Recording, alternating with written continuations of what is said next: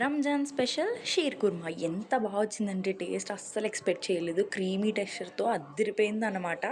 ఎలా తయారు చేసుకోవాలో చూసేద్దాం, వచ్చేయండి. ఫస్ట్ అయితే ముందుగా డ్రై ఫ్రూట్స్ అన్నీ నానబెట్టుకోవాలన్నమాట. మనం ఏమేమైతే వేసుకోవాలనుకుంటున్నామో అవన్నీ.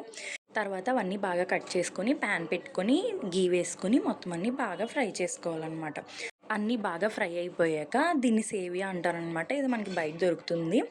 దీన్ని కూడా బాగా చిన్నగా చేసుకొని గీలో మొత్తం అంతా రెడ్గా వచ్చేలాగా బాగా ఫ్రై చేసుకోవాలి. ఇది కూడా మొత్తం బాగా ఫ్రై అయిపోయాక మనం ప్యాన్ పెట్టుకొని అందులో మిల్క్ బాయిల్ చేసుకోవాలి. మిల్క్ బాగా బాయిల్ అవుతున్న టైంలోనైతే కండెన్స్డ్ మిల్క్ ఉంటుంది కదా, స్వీట్నెస్ యాడ్ అవుతుంది. కండెన్స్డ్ మిల్క్ బదులు షుగర్ కూడా యాడ్ చేసుకోవచ్చు, కానీ కండెన్స్డ్ మిల్క్ వేయడం వల్ల టేస్ట్ అయితే ఇంకా అదిరిపోతుంది అనమాట.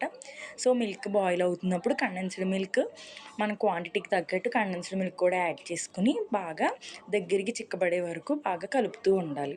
మొత్తం అంతా కొద్దిగా చిక్కబడుతున్న టైంలో అయితే మనం ముందుగా కట్ చేసి ఫ్రై చేసుకున్న డ్రై ఫ్రూట్స్ కూడా యాడ్ చేసుకుని కొంచెం దగ్గరికి అయ్యాక మనం ముందుగా ఫ్రై చేసుకున్న సేవియా కూడా యాడ్ చేసుకోవాలన్నమాట.